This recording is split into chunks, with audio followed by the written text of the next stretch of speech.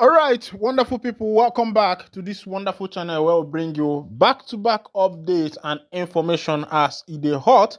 In case you have not joined our social media handle, kindly go ahead and subscribe, like, comment, share, and also remember to on your notification button so that whenever our news drop, you go be the first. We'll collect them. Of course, remember that VDM, very dark man, appears in the House of Assembly today to prove evidence of the accusation he leveled against Bobby Risky Fowles and the Falanas family. I'll tell you that this is a big game and it's not like business as usual. But of course, you know that usually the bourgeois, the cabals have their way of getting whatever they want. Meanwhile, let's go to what is happening in our Obodo life. For Biafraland, Southeast governors are stopping Nnamdi Kanu's release. This one is coming from Mazen Nnamdi Kanu's family. They are lamenting that the governors in southeastern part of Nigeria are fighting tooth and nail to make sure that Kanu is not released from the DSS detention. And on my own part, I got worried and I started looking into this matter. What could be the reason of the governors in the southeast? What could be their reason and what could be their gain if Kanu is not released from the DSS detention? Meanwhile, let's go down and see what Mazen Nnamdi Kanu's families are saying before I will come back to that matter. The family of the leader of the indigenous people of Biafra, IPOB, Nnamdi Kanu, has accused Southeast governors of preventing the release of the pro-Biafra agitator. Kanu's brother, Prince Emmanuel, said Southeast governors should learn from other zones who worked for their freedom fighters. In a statement he signed, Emmanuel accused Justice Bintanyako of the Federal High Court, Abuja, of being an obstacle to Kanu's freedom. The statement reads partly, Southeast governors, why are you stopping the freedom of your own son? To what benefit is it to keep your son perpetually incarcerated? Why can't the Southeast governors take a cue from the zones who collectively worked for the freedom of their freedom fighters? Southeast governors, what are you afraid of? Governor Hope Uzodimma, you are the chairman of the Southeast Governors Forum and by extension, the political rallying point of the Southeast political leaders. Therefore, what is stopping you from showing leadership and leading from the front to go release your brother?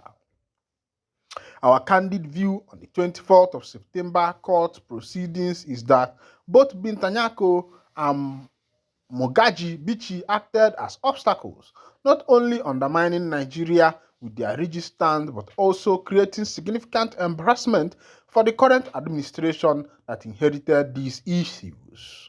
Those opposed to Mazen Nnamdi Kanu's release are advertently suggesting to the international community that this administration is ineffective. And my people, I don't see as it happen. They are asking Southeast governors what is their gain in making sure that their brother is perpetually incarcerated in the DSS detention. I don't know what their gain is, but of course, ndị be anyị si na ebe nwata na ebe akwa alụ aka na ọ bụ na nne ya nọlị ya na nne ya ga-anọkwa nne ya. Ịghọtago? Meanwhile, they know what they are gaining. If you look at the issue of insecurity in the southeastern part of Nigeria and all over Nigeria, you will bear me witness that insecurity is now becoming a big business. It has now become a big portfolio for the politicians because at every point, at every allocation, at every budget, there is a budget for insecurity now, and I believe that those who are reaping from there are enjoying it. Meanwhile, on another information, Bobrisky drama as VDM arrives National Assembly complex with chief priest. Social media influencer Martins Otsi, popularly known as Very Dark Man, has posted on his arrival at the National Assembly complex. Daily Post recalls that the House of Representatives had on Friday summoned EFCC chairperson Ola Olukoye VDM and Bobrisky over the allegation of bribery involving the Economic and Financial Crime Commission and Nigeria Correctional Services. Development comes after VDM posted an audio recording on Instagram alleging Idris Okunonye, better known as Bobrisky, offered bribe to those agencies. Recall that Bobrisky was arrested and convicted for naira abuse. The recording captures Bobrisky discussing how EFCC officials received 15 million to drop money laundering charges.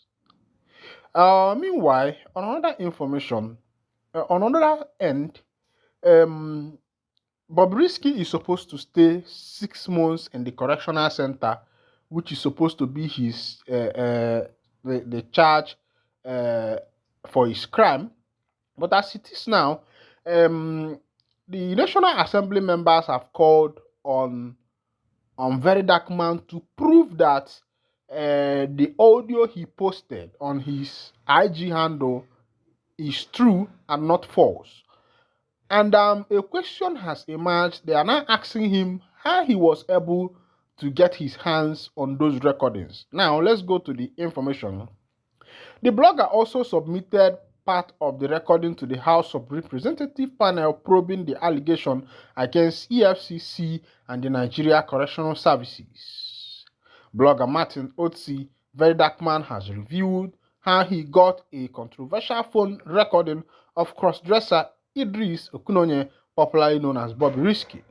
The blogger made the revelation on Monday when he presented himself before a House of Representatives panel investigating bribery allegations involving the Economic and Financial Crime Commission (EFCC) and the Nigeria Correctional Services (ENCOS). Also, officials of the EFCC and the ENCOS were presented as the Committee on Financial Crime and Reformatory Institution commenced investigation into allegations of bribery and corruption leveled against the anti-graft agency and the prison service by the blogger. The blogger initially refused to address the committee in the absence of Bobrisky, who was also invited but sent a lawyer instead. However, lawmakers countered the blogger's submission, moved a motion compelling him to make an address on the subject matter of the voice recording which he released.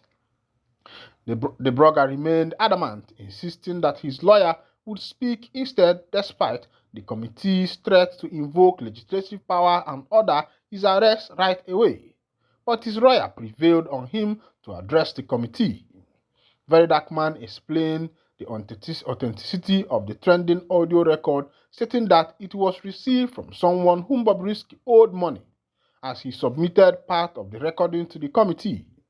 In a viral video, Very Dark Man alleged that Bobrisky paid 15 million for the anti-graft agency to drop money laundering charges against him during his naira spraying ordeal in April, after which a court sentenced him to 6 months imprisonment. The blogger also alleged that Bobrisky paid some millions of naira to secure a choice place in prison. Bobrisky has since denied the allegation, while the EFCC and the Nigeria Correctional Services have ordered investigation into the allegation by the blogger. The Nigeria Bar Association (NBA) had urged the Attorney General of the Federation, Lateef Fagbemi, and the Office of the National Security Advisor (NSA), Nuhu Ribadu, to conduct an independent investigation into allegations made by a blogger.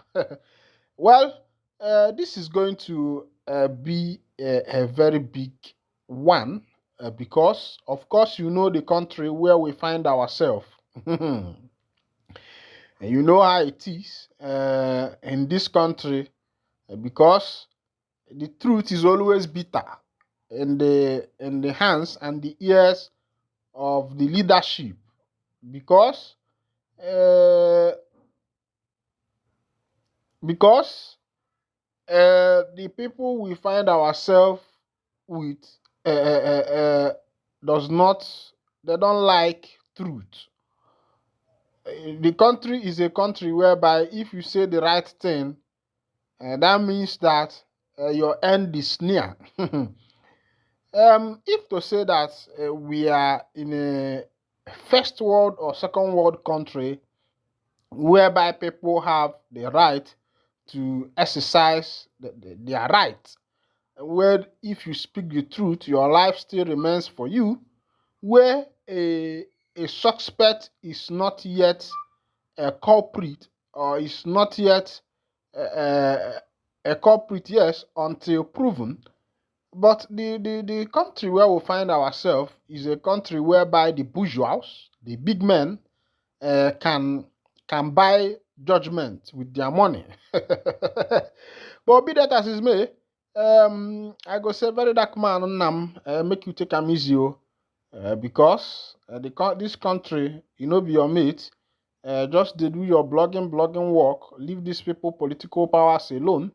Even though somebody must be there to speak the truth, but as it is, we still believe that other people, there are some good people in the government too, in as much as there are many bad ones. But as it is today, the federal government have moved to borrow 1.52 billion. Don't be surprised that one day they will tell you that your father's house does not belong to him again, that it belongs to the government. Maybe the government has sold it behind us. Meanwhile, back to Mazi Nnamdi Kanu's issue. The case is why would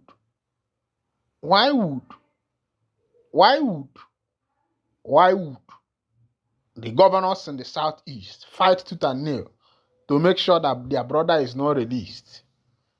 I don't know if this is making sense to you, because ndị be anyị si na gbuo dike na ọgụ nọ na mgbọsị ọgụ ezi eme gịnị ejekwa chọba dike, maka na onye gbu nwanne eme gịnị abụkwa n'odogbu. Nwa na-asị ka ndọbili ebe a n'ọgwụgwụ kọrọ n'ọnụ. Meet me in another edition. In all things ka anyị na-enye Chineke ekene.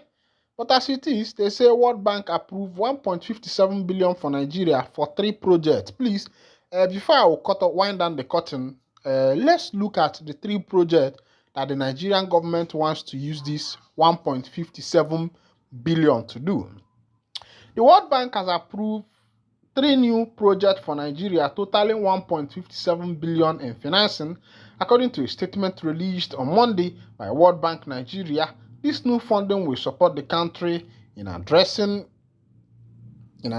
governance challenges in education and healthcare, improving primary healthcare services, and increasing resilience to climate change through enhanced dam safety and irrigation infrastructure. The approval made on September 26, 2024 highlights the World Bank commitment to strengthening Nigeria's human capital and building resilience in face of climate threats. This financing package, which includes 1.5 billion loan and $70 million grant. This $1.5 million loan and $70 million grant is part of broader effort to improve key sectors such as education, healthcare, and water management, while also tackling poverty and boosting productivity. My people, when I don't hear the reason why your government borrowed $1.5 billion and $70 billion as grant, you can see it. They say number 1 is for health care. Number 2 is for addressing education. Some of these things are very funny to me, and they are very funny to you too. And that thing you want me to talk, no be me go talk am. Make you use your mouth talk am. Make I wind out the curtain here. Thank you for being with us. God bless you.